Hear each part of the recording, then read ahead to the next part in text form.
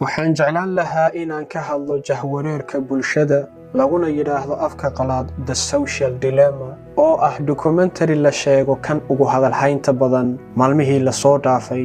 waxaa makhaati ka noqon doona in fikradaha la nashqadeeyey ee asal ahaan wanaagsan ay si rasmi ah u adeegsadaan wakiilo aad u xunxun kadib markii ay fahmeen in ay baahi badani jirto dhinaca bulshada ah. waxaan ka wadaa social media sida Facebook, Google, Instagram, YouTube, TikTok iyo kuwo kale oo badan. haddii si xun loo qorsheeyey xilligii ugu horreysay iyo haddii kale wejigooda la yaabka iyo walxaha sixirka leh ee ay leeyihiin, dokumentigan waxaa si fiican loogu sharaxayaa sababta ay u yimaadeen iyo cidda iyaga gacanta ku haysa.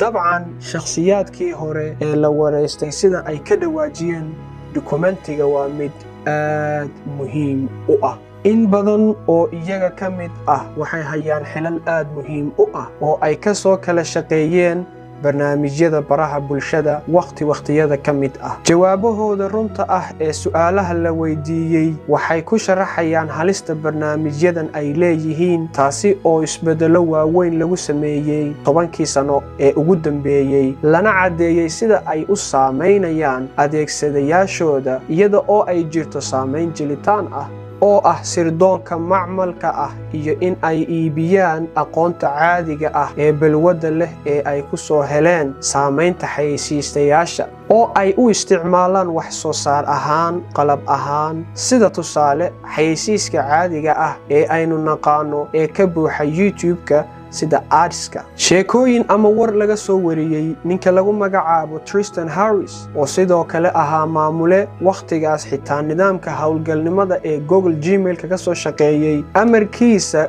gudaha wuxuu shaqeeyaa sida heer warbaahinta bulshada iyo sida soo jeedintiisa xalka uu ugu helay kuna saabsan xaaladda xun uu shaaciyey in la waayay maalmo gudahood. taasi waxay ahayd macluumaad muhiim u ah oo sabab ayuu u maqnaa ama loo waayay in badan si uusan u gudbin arrin muhiim ah oo in badan jirtay. goor dambe faahfaahin sir ah oo uu sheegay ninka lagu magacaabo Tim Kendall oo ahaa madaxweynihii hore ee Facebook ayaa la weydiiyey arrin yaab leh, macnaha ereyga sidee maxaad ku jawaabaysaa ayaa la weydiiyey. wuxuuse ku jawaabay, xaqiiqdii waan ka mamnuucay carruurtayda isticmaalka baraha bulshada ilaa ay ka gaarayaan da' cayiman. fiiri, jawaabtani oo runtii ah dareen wax badan bay noo sheegaysaa, gaar ahaan dadka waalidiinta ah leh carruur yaryar balse haddana siiyey u diyaariyey qalab kasta oo social media ay leedahay. aan tusaalayaal ku soo qaadanno nafteenna.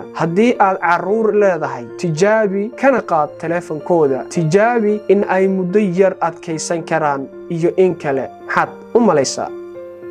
waan hubaa inaad adigu la kulantay dhacdooyinkan iyo kuwo kale oo la mid ah.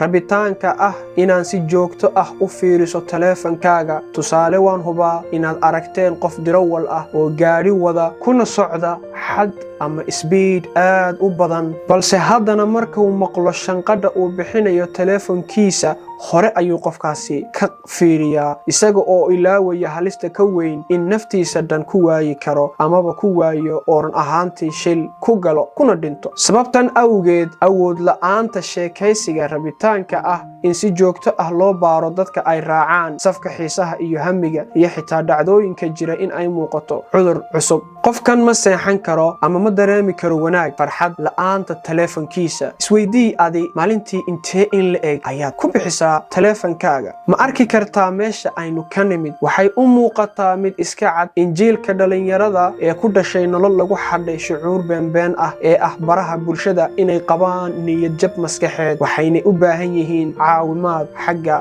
maskaxda. dabcan arrintan waxay saamayn ku leedahay cidda aad tahay, sida aad u fikirto mustaqbalkaaga. sii socodkan waa mid iska cad inaad tahay qof la maamulo, la tuso wax kaliya uu qofkan jecel yahay ama ka raali yahay ama uu baraha bulshada ka raadiyo. koox dad oo tiro badan ayaa la kulmay dhibaatooyin social media maalin walbana lana kulma. muuqaalkan gudihiisa ayaa sida oo kale loo adeegsaday dokumentiga. waxay u muuqataa inay awoodaan inay waxyaabo badan u qabtaan shabakadooda. tusaale ahaan oo kale, baraha bulshada waa lagu xiriiraa isku xirnaan shucuur xaddaaf ah ayaa laga heli karaa, waayo social media wanaageedu waa badan tahay sida xidhiirka bulshada iyo waxyaabo badan oo kale. balse marka aad isku daydo inaad muujiso nolosha dhabta ah, ka soo qaad tiro dhowr qof oo asxaabtaada ayaa ciyaaraya ciyaar taleefanka online laga ciyaaro oo kale, adigoo haddii aad og tahay dhibkeeda hubaal oo tiraahdo anigu arrintan ma rabo waayo faa'iido ma ii leh in aan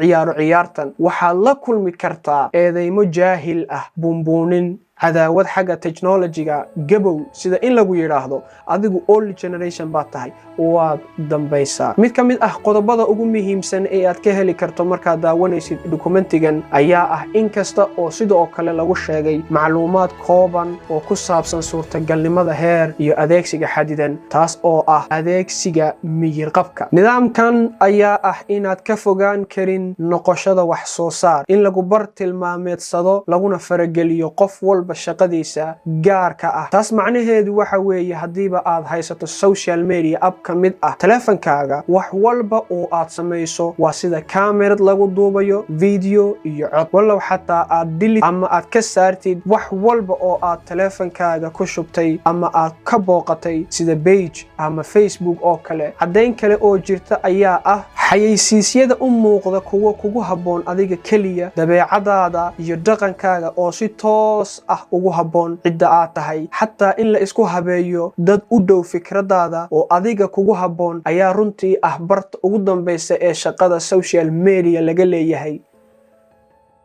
tusaale, haddii aad xiisayso in aad jirka dhisto, keliya kugu filan inaad meel gym ah tagto, GPS-ka ama locationka mobilkaaga aad furto, ama haddii aad dhowr jeer ku celceliso waxaad rabto inaad soo iibsato, kadib isku day inaad isticmaasho YouTube ama social media kale, si toos ah ayaad xayeysiiskaas shaygii ku saabsan aad u arki kartaa. haddii aanad rumaysan karin, tijaabi oo adiguba soo ogow.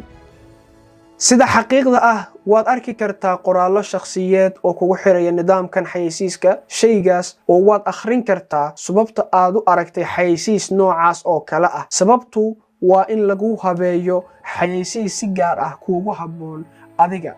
mawduucan si fiican ayaa looga hadlay dokumentiga in badan. durduro badan oo internetka ayaa kugula xiriiri doona nidaamkan wax badan, iyo khad kasta, sawir kasta oo sawir ah oo aad bixiso wuxuu xaqiiqsadaa nooc cusboonaysiin ah oo adiga iska leedahay, nooc shayga cidda aad tahay, sida loo qurxiyo waxa aad rabto, taas oo macnaheedu yahay in koodhka sirdoonka ee macmalka ah uu gaaro isbeddel weyn iyo saxnaanta natiijooyinka laga rabo iyo adi in lagu mashquuliyo. tani waa fikrad weyn oo khiyaano ah. nasiib darro, aragtida baraha bulshada ee naga soo horjeeda waa wax aan ka badnayn wax soo saar. wax fiiri, wax ka ogow, balse yaan la ilaawin documentariga markaad daawanayso, sida in badan lagu sheegay laguna soo celceliyey jumladan soo socota: haddii aadan bixin lacagta shayga, waa adiga shayga. waa inaan ogaano in xaaladda hadda jirta aysan ahayn ilaalinta dadka isticmaala,